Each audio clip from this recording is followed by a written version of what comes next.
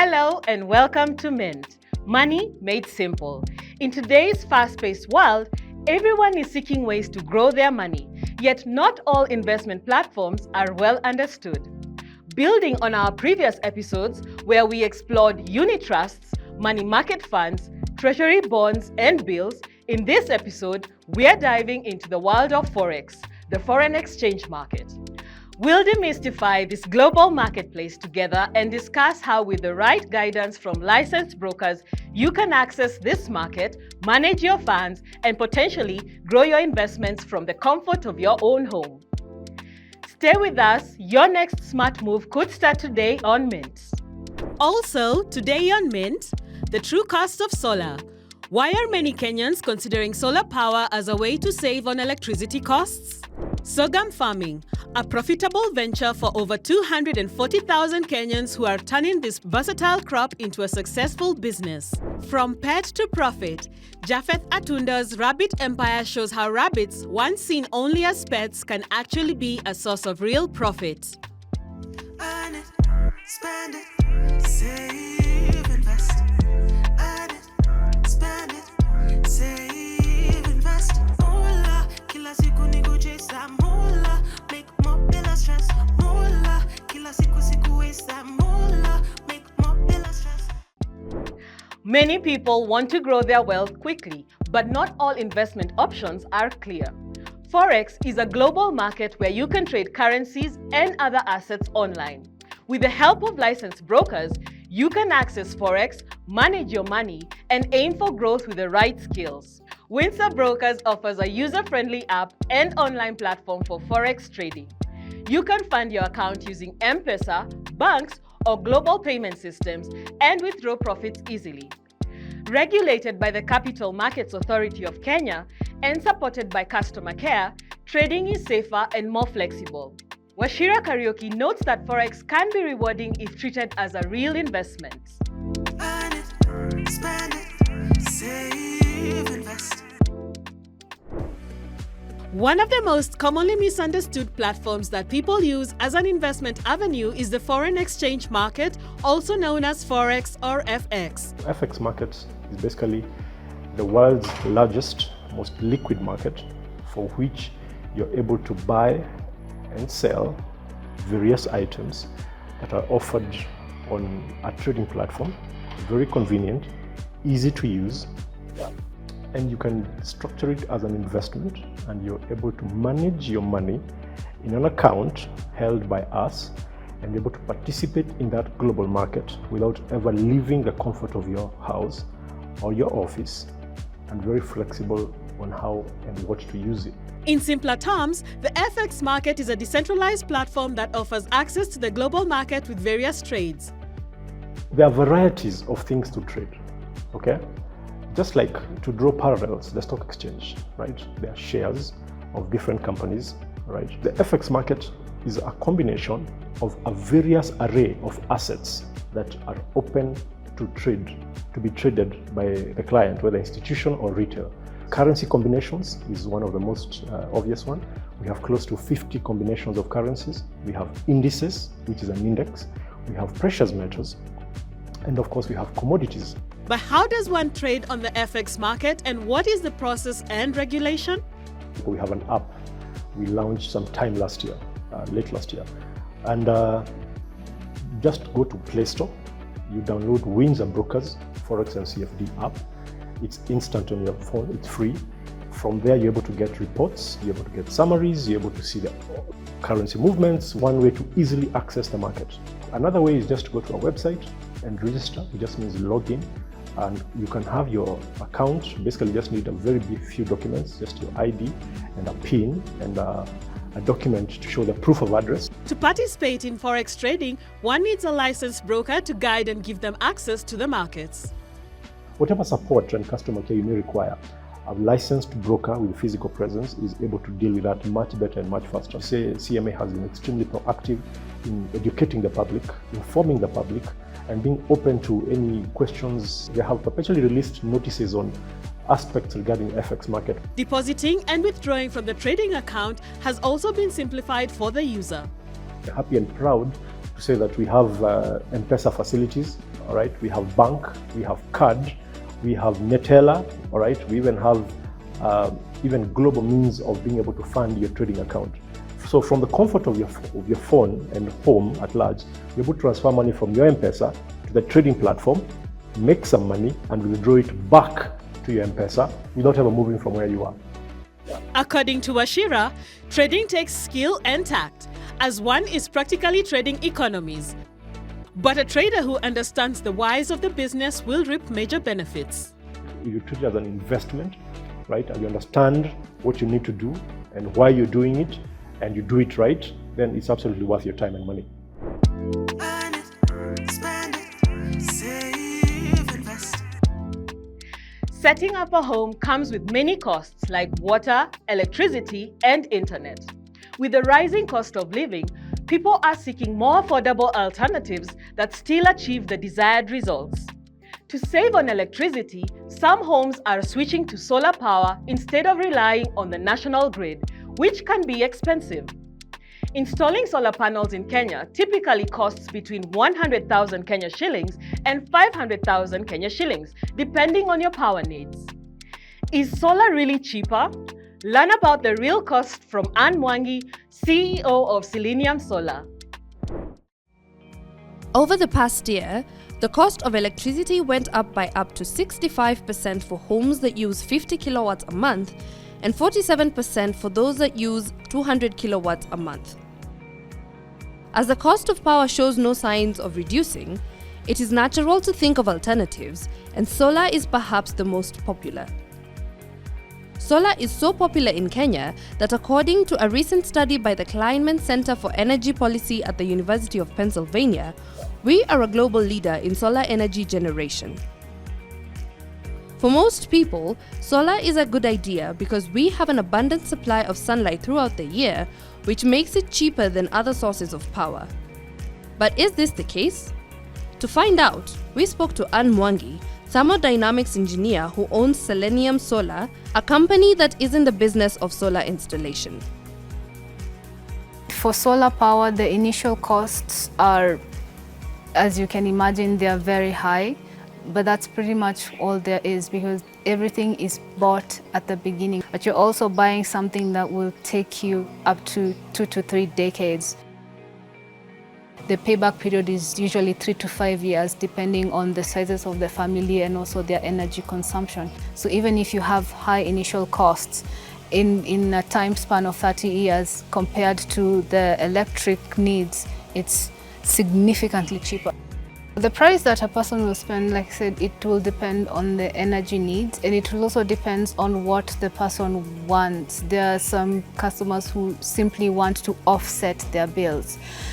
For example, from how much a person spends on electricity per month, we can estimate the size of the system that is supposed to be built. From our side, we have found that it's difficult to give an exact number. Those who want to switch to solar, you contact us, we come to your home. We do need either one of this from you. We either need to come to your home and look at your appliances and conduct a full electric audit, or alternatively, you can give us your electric bills from the grid. We prefer that you give us an electric bill from the grid dating back 1 year.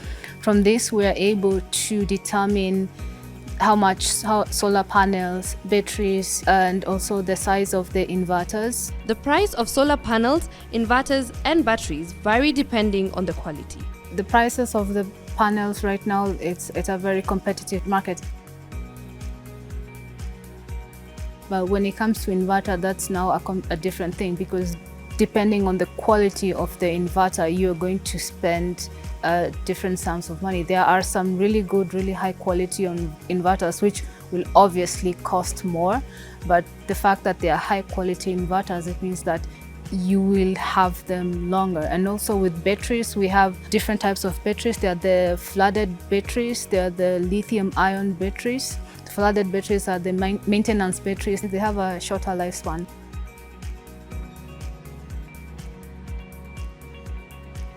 there are lithium-ion batteries, and also there are the AGM batteries, which are maintenance-free, and they all have different lifespans. And because they have different lifespans, you'll find that they have different prices. If you buy the cheap batteries at the very beginning, in 3 to 4 years, you have to buy them again. And in another 3 to 4 years, you have to buy them again. So if you look at it this way, in a time span of 30 years, you've spent more money with these cheaper batteries. So it's better to get the good batteries from the very beginning. Apart from the cost bit, the placement and storage of the solar system is also another integral component of the journey of switching to solar. We do also need to have a sense of your home. We need to know where the panels are going to go. There are no obstructions. For example, there's no tree that will create a shade for the panels, or high-rise buildings that will create a shade for the panels. Another thing that is important is that the inverters and the batteries, they do need to be stored in a well-ventilated area.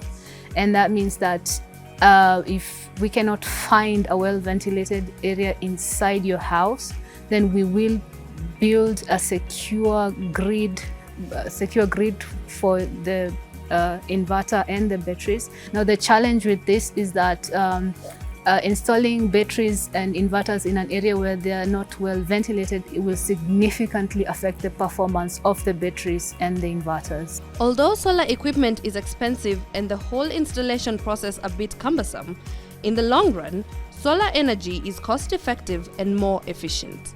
With electric bills, they rise with time. How the electric bills were 10 years ago is not how they are today, and it's also not going to be how it's going to be 10 years from now.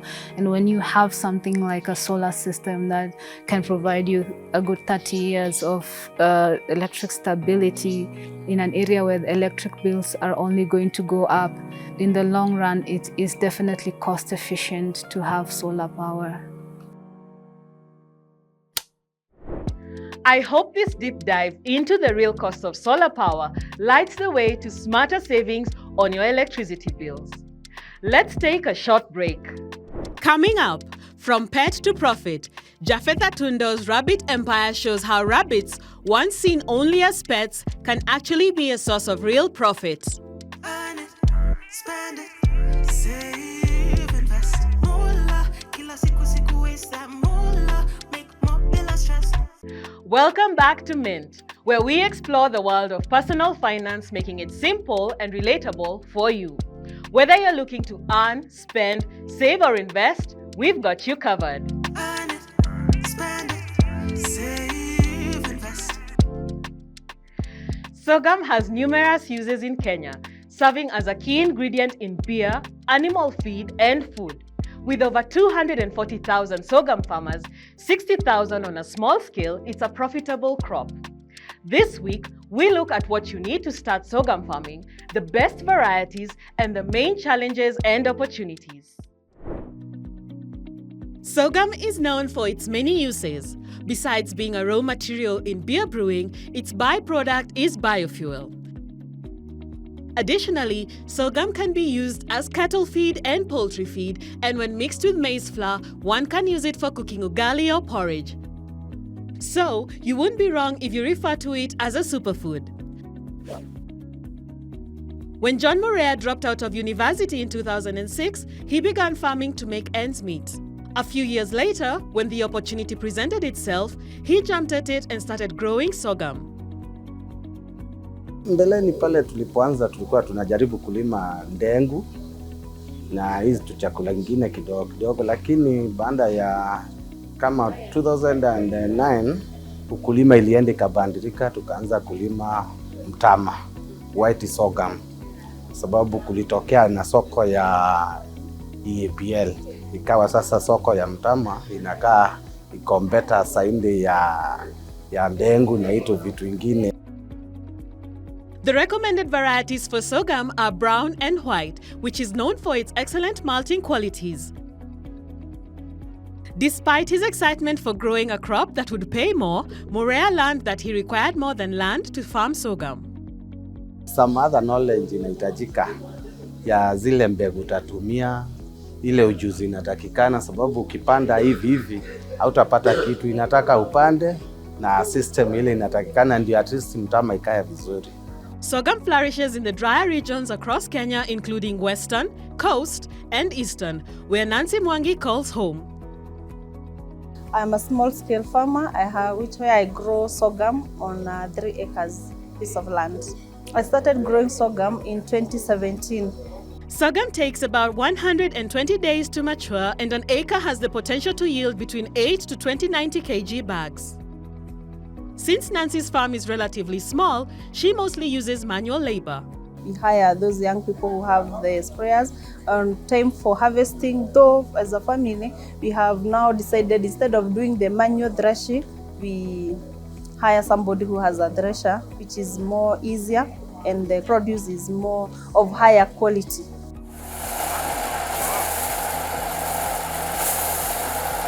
Unlike Nancy, Morea, who grows sorghum on a 10-acre farm, had to invest in equipment. Pale kuanzia kufanya preparation ya shamba mwanzo, unahitaji kitu kama tractor, unahitaji sengine hata unahitaji hizi mashini ya kupanda, sababu unajua kupanda eka mingi ni kazi kubwa. Sorghum farming has also proven to be a lucrative business. Currently mimi nalipia watoto wangu school fees vizuri, wamesoma.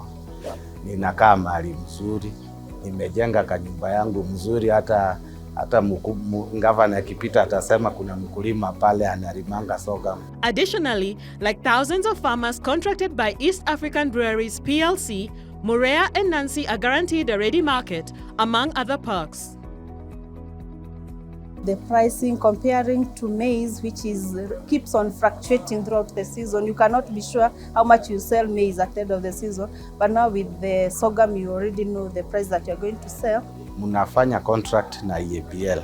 Mkifanya contract, wewe wakati unaenda kulima, unalima ukiwa assured mzigo yako iko na destination. But despite this, the farmers also face challenges. Though we depend on the meteorological department, they tell us this is the amount of rainfall that we are projecting to get at the end of the season.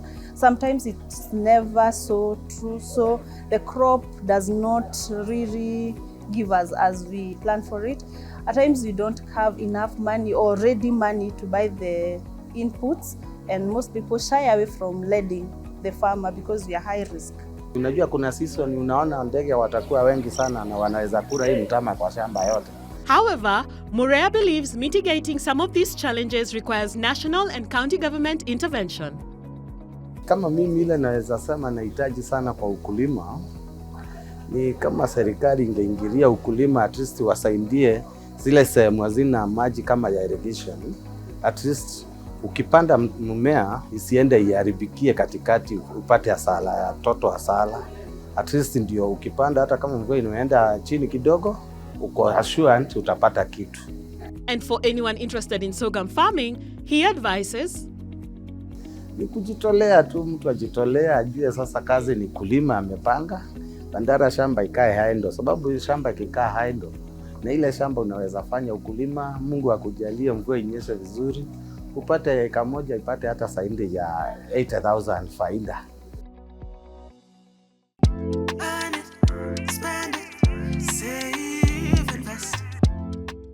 we are diving into an enterprise that's quickly becoming a major player in the livestock industry, rabbit farming.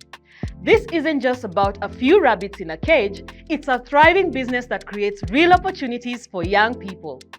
On Boss Moves, we sit with Japheth Atundo, the co-founder of Rabbit Empire. He'll share his remarkable journey from a simple idea to building an entire empire. We'll discover why rabbits are considered among the most commercially productive animals, providing a range of products including meat, skin, valuable manure, and urine. This is one story you won't want to miss.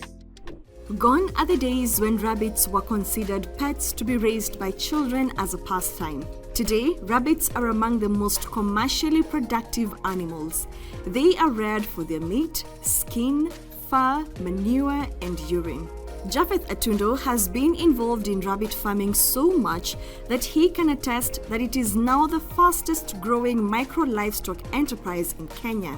We are doing commercial rabbit keeping, reaching out to people, showing them the benefit of rearing rabbits, how to rear rabbits, how to do the construction, feeding, breeding, and the entire value chain. Rabbit Empire Limited shows farmers how to breed rabbits, and when the rabbits are ready, links the farmers to the market, where there has been a rising demand for the meat and other products. You will find farmers who initially they were in breeding rabbits. You leave the father to breed with a daughter. You leave the mother to breed with a son or sisters and brothers. And that is a very dangerous thing. It's a taboo in rabbits, whereby if you allow them to do that, your rabbit will start dwarfing and lose the ability to gain weight, to gain the market weight within a specified period of time. You will find their immune system also coming down because they have been inbred. From hotels to butcheries, the demand for rabbit meat is exceptionally high, but the existing supply from farmers is so low that they can't meet even half the market. Japheth and his team have figured out how to help. We are developing clusters of rabbit farmers within some regions and allocating specific order to those clusters so that we can ensure that we are having consistency in production and consistency in servicing the markets. To date, Rabbit Empire has over 600 farmers spread across various counties, including Kisumu, Kakamega, Kiambu, Meru, Nyeri, Hey Nairobi, Kiserian, and larger Kajiado. I can confidently say that we are having around 20 clusters, 20 serious clusters. Any cluster that is less than 20 farmers, we don't qualify it. It's still below average. So in this respect, we'll call a cluster a combination of rabbit farmers that are more than 20 within a region. Before the farmers join the clusters, they're required to undergo a 6-month training, have a minimum of 10 mother rabbits, does, and 1 buck, and their cages should meet specific standards. A project of 10 mother rabbits, probably if somebody has around 80 to 90,000, we can be able to start it. 10 mother rabbits. And then we grow as we move. I've seen people who started with 10. They are now at 100 mother rabbits and they are doing so well. The cages that we are doing today are able to remove up to 50% of rabbit diseases. And they should have a urine collection unit. The urine and the droppings should not be on the floor of the farm. Rabbit meat fetches a reasonable price. It ranges from 800 shillings to 1,500 shillings for a kilogram. We have variation in demand. There are those ones that want 150 kgs per week, those ones that want 200 kgs per week. But we believe that now that people are waking up to the reality of rearing rabbits, we are hoping that within a short time we'll be able to supply those big markets and maybe even do an export. Apart from the rabbit meat, the byproducts are in high demand. You can make very good quality products from the skin, starting with indoor shoes, jackets, the hats. You can do handbags, you can do carpets, you can do dashboard from the rabbit skin. Rabbit urine is a very good foliar for those ones who are doing organic farming. Rabbit urine is high in concentration of ammonia. When you break down ammonia, there's nitrogen there, and nitrogen is a good feed for every plant. For now, the Rabbit Empire is on a mission to increase the demand and supply of an array of rabbit products. Our target is that within a short time we'll see a lot of rabbit sausages, rabbit kebabs, samosas, and that kind of stuff in the market. Now you know that rabbit farming is more than just a hobby. It's a dynamic, profitable venture with endless possibilities. Japheth's story demonstrates that with passion and a strategic approach, even a simple idea can be transformed into a thriving business. That's it for this episode of Mint. We hope you're living with fresh ideas about investing, spending, and what it takes to keep going as an entrepreneur, and maybe a new respect for flair too. For more information, visit mint at mula.co.ke or tv47.digital. Stay safe and keep minting. Until next week, I'm Lydia Nyawera.